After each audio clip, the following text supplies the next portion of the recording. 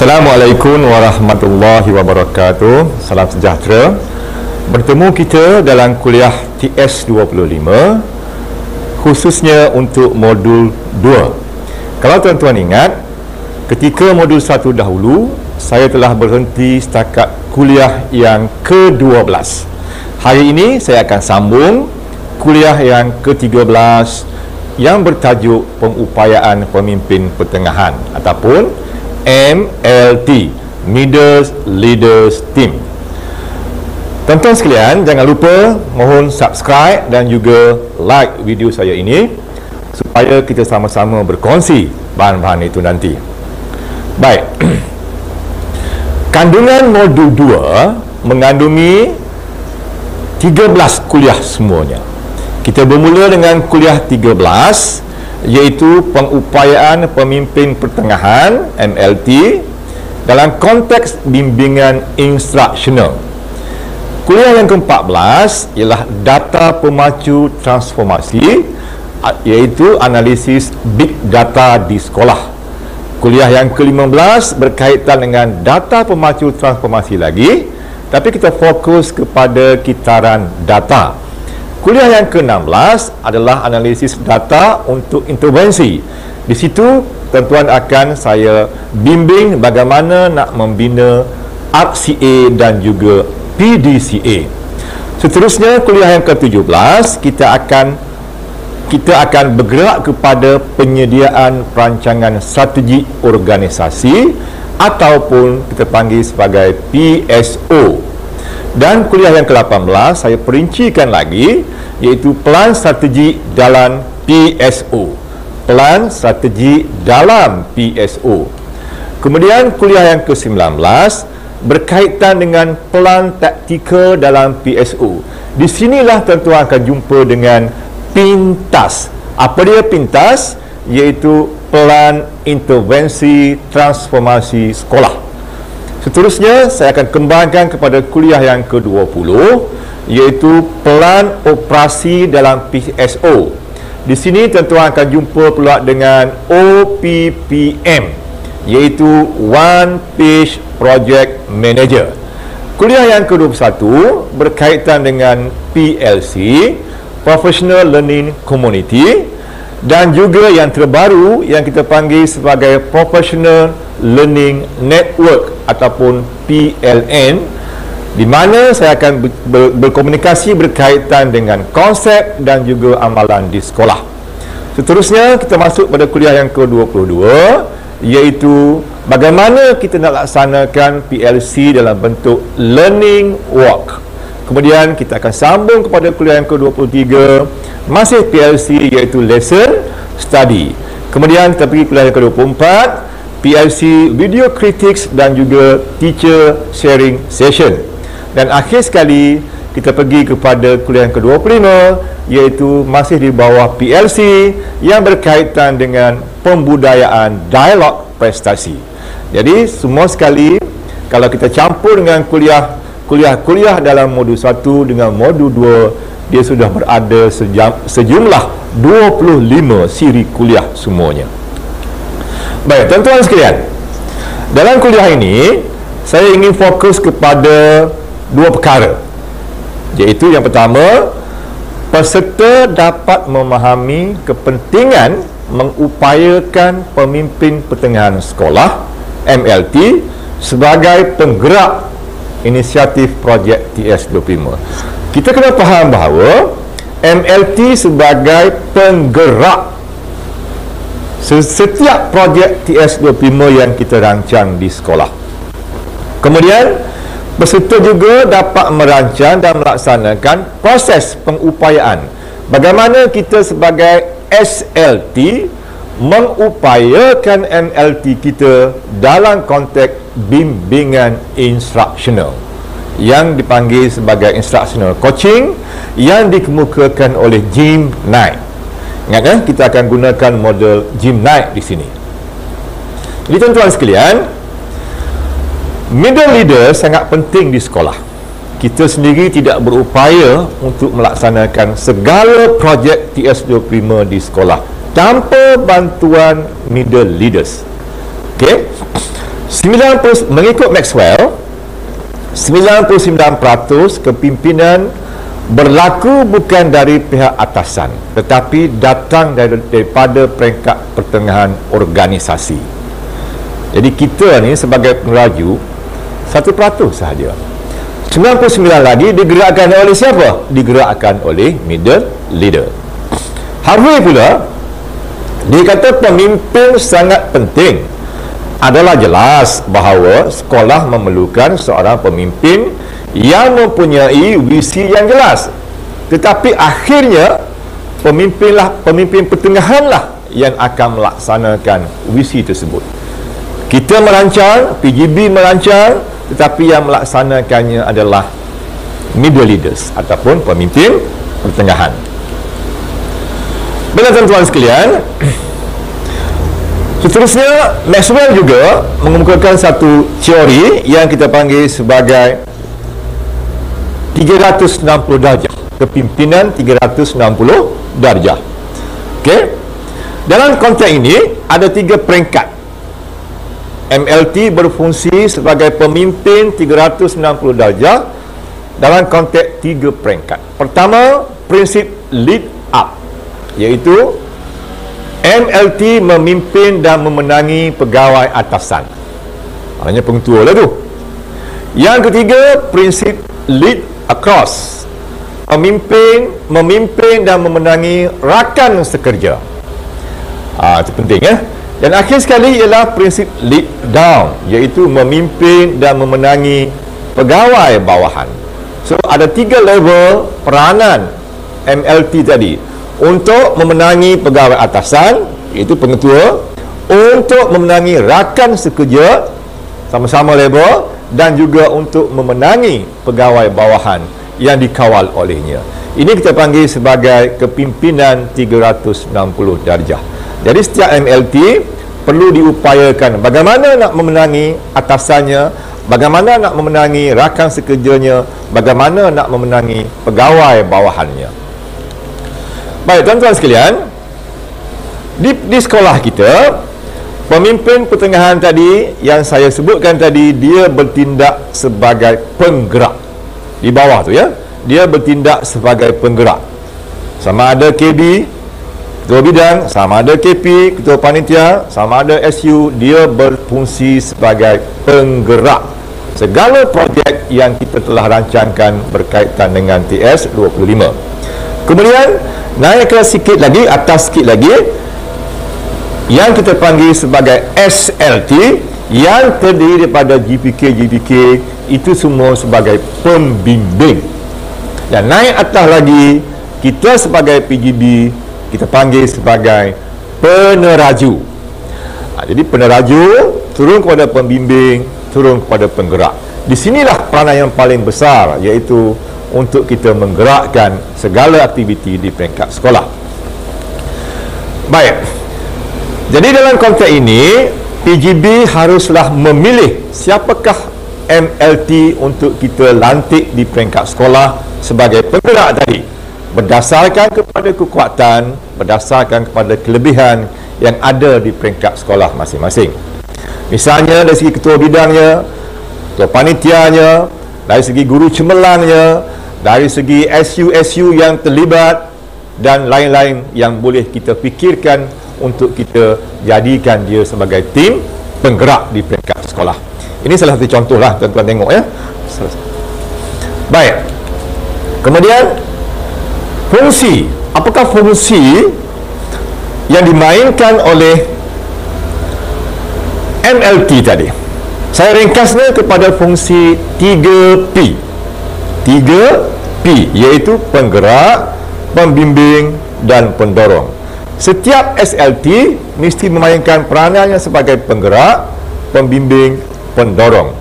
Untuk menggerakkan apa? Untuk mendorongkan apa? Untuk membimbing apa? Iaitu menggerak, membimbing dan mendorong dalam konteks instructional.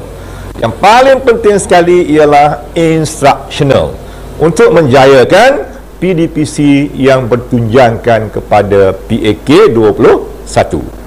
Dalam kuliah yang lalu saya sebut PAK 21 mestilah dibudayakan di peringkat sekolah. Yang kedua, MLT berfungsi untuk menggerak, membimbing dan mendorong untuk membudayakan PLC, Professional Learning Community, dan juga Professional Learning Network ataupun PLN. Hari ini PLC telah berkembang kepada PLN, Professional Learning Network. Ia digerakkan oleh siapa? Ia digerakkan oleh MLT.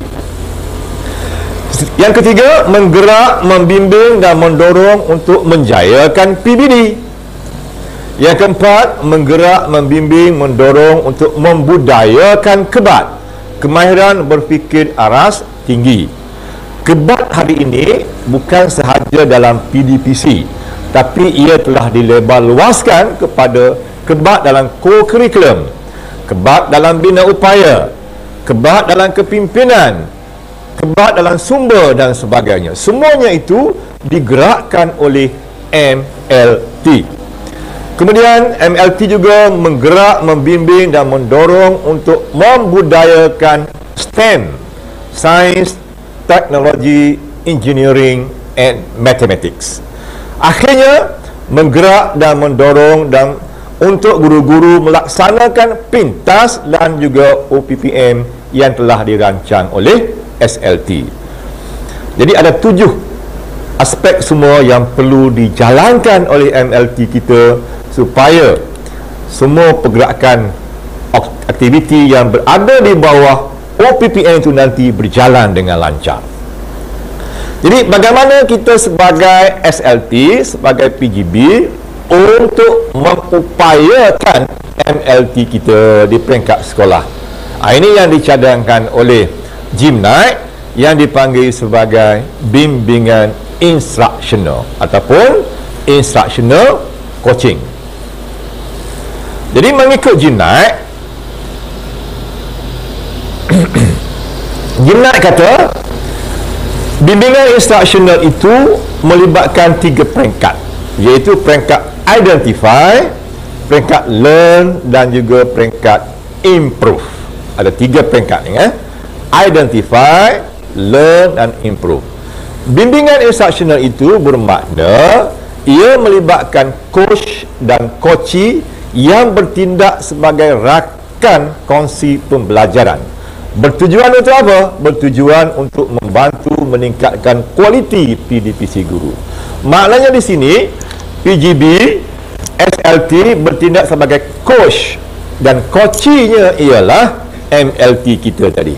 Kita berganding bersama untuk membantu guru-guru melaksanakan PDPC yang berkualiti. Dan kita meliputi 3 peringkat, iaitu identify, learn dan juga improve. Okey, dia ada gambar rajah kitaran di situ. Okey, dia berkitar tanpa putus. Identify, learn and improve sentiasa berkitar. Bila sudah kenal pasti, kita akan belajar.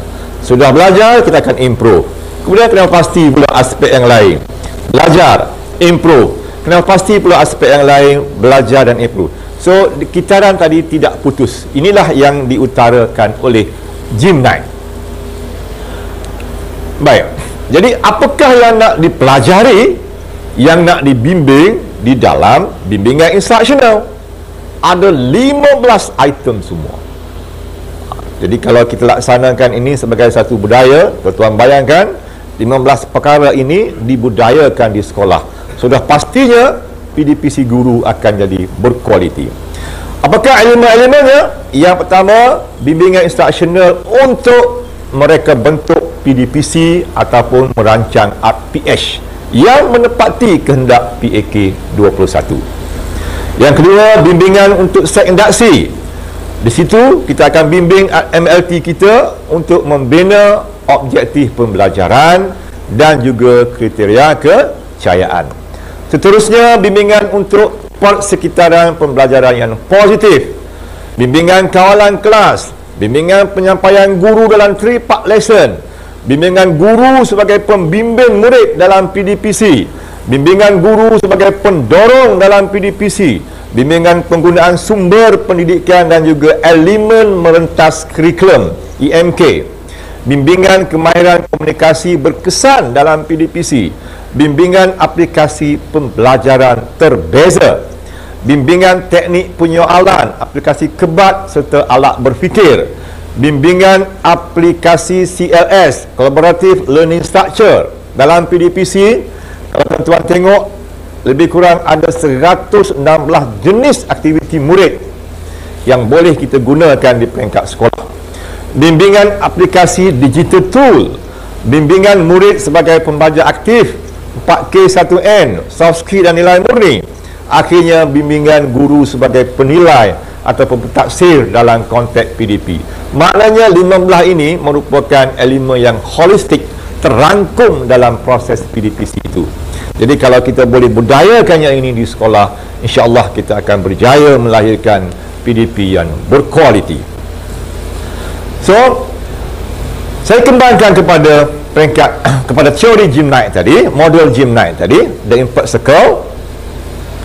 Peringkat pertama, mengenal pasti kelemahan dan kekuatan sedia ada MLT melalui soal selidik pra-projek. Ini selalunya kita gunakan soal selidik.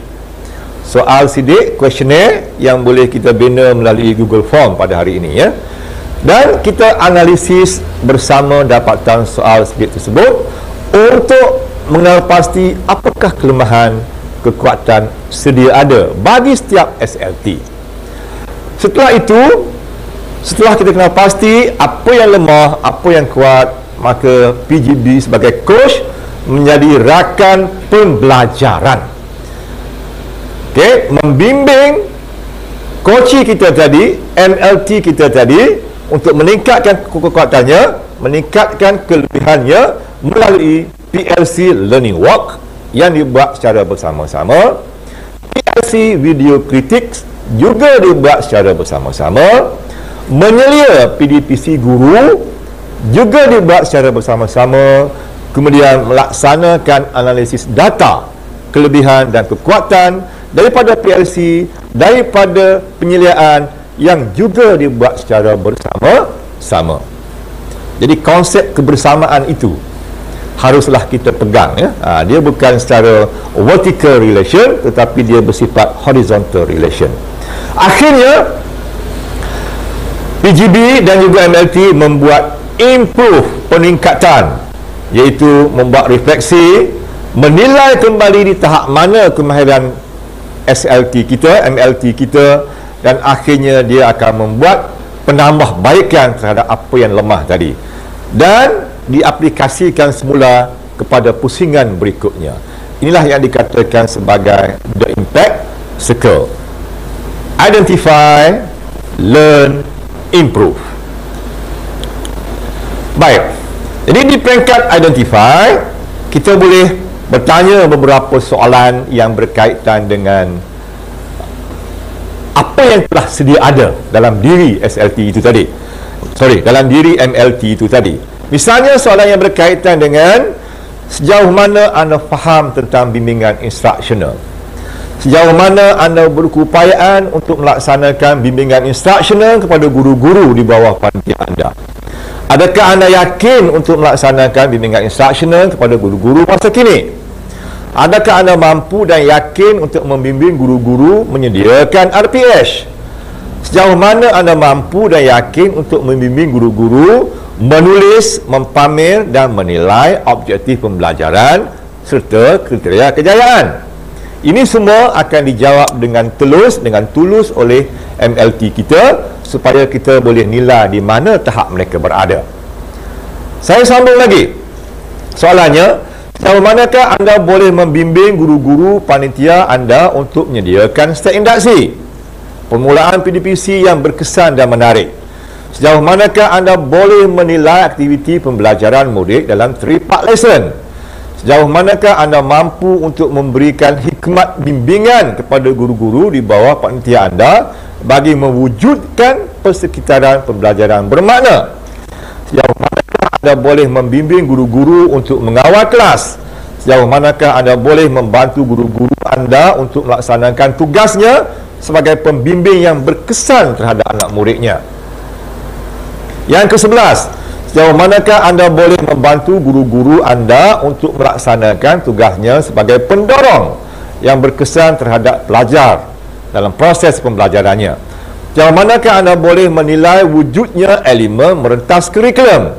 Sejauh manakah anda boleh membantu guru-guru anda untuk meningkatkan kemahiran berkomunikasi guru, murid, bahan dalam proses PDPC. Sejauh manakah anda boleh membantu dan membimbing guru-guru anda untuk mengaplikasikan pembelajaran terbeza. Sejauh manakah anda yakin boleh membantu guru-guru untuk menggunakan peta iThings. Sejauh manakah anda boleh membantu guru-guru untuk mengaplikasikan elemen kebat. Sejauh manakah anda boleh membimbing dan membantu guru-guru untuk mengaplikasikan aktiviti PAK 21. Sejauh manakah anda boleh mengesan dan menilai elemen 4K1N. Sejauh manakah anda boleh membimbing guru-guru untuk melaksanakan PBD. Yang ke-20, sejauh manakah anda berupaya membimbing guru-guru untuk mengaplikasikan berbagai jenis digital tool, misalnya Kahoot, Quizzes, Blankspace, Padlet, Google Classroom dan lain dalam konteks menghasilkan PDPC bermakna. Jadi ada 20 soalan semua yang perlu kita fahami untuk kita memahami apa yang akan sepatutnya berlaku dalam bilik darjah tadi. Jadi kita boleh menilai di sini adakah guru-guru kita, SLT kita, MLT kita mahir dan sejauh mana kita boleh bantu mereka untuk meningkatkan kualiti berkenaan. Baik, jadi peringkat learn seterusnya, yang kedua peringkat learn adalah peringkat kita membimbing guru-guru melaksanakan learning walk, melaksanakan data analisis, melaksanakan video kritik, melaksanakan coaching and mentoring. Saya cadangkan setiap langkah ini laksanakan selama 10 sesi. InsyaAllah MLT kita akan mahir. Jadi setelah itu coach akan bimbing setiap elemen tadi secara ansur maju menggunakan instrumen dan rubrik yang disediakan. Bagi satu sesi hanya satu atau dua elemen sahaja yang dibimbing. Jangan ambil banyak, ambil satu dua elemen sahaja untuk kita bimbing. Daripada 20 yang saya senaraikan tadi mengikut instrumen dan rubrik, setiap sesi ambil 2 ataupun 3 elemen saja. Jangan ambil banyak-banyak. Kemudian laksanakanlah sesi PLC, learning walk, video kritik dan sesi coaching and mentoring. Balik semula kepada sesi coaching and mentoring. Seterusnya barulah kita buat penilaian impak. Sejauh mana keberkesanannya kepada MLT kita, sama ada dia berada di skala 1, 2, 3, 4 dan sebagainya menggunakan rubrik yang telah disediakan. Kemudian barulah kita akan pergi kepada proses peningkatan. Okey, dapatan daripada instrumen tadi akan digunakan oleh MLT untuk dia buat improve dalam konteks bimbingannya kepada guru-guru yang lain. Jadi saya rasa cukuplah setakat itu kuliah kita pada hari ini. Bahan-bahan ini semua, instrumen, rubrik, panduan, tuan-tuan boleh ambil daripada Blogspot TS25 SMK Jengka Pusat 2 sebagai sekolah contoh, sekolah showcase TS25 bagi daerah Maran. Okey, tuan-tuan boleh ambil, boleh catatkan blog tersebut untuk digunakan kepada rakan-rakan yang lain. Okey, saya beri peluang untuk tuan-tuan ambil alamat blog tadi ya. smkjp2-ts25-blogspot.com.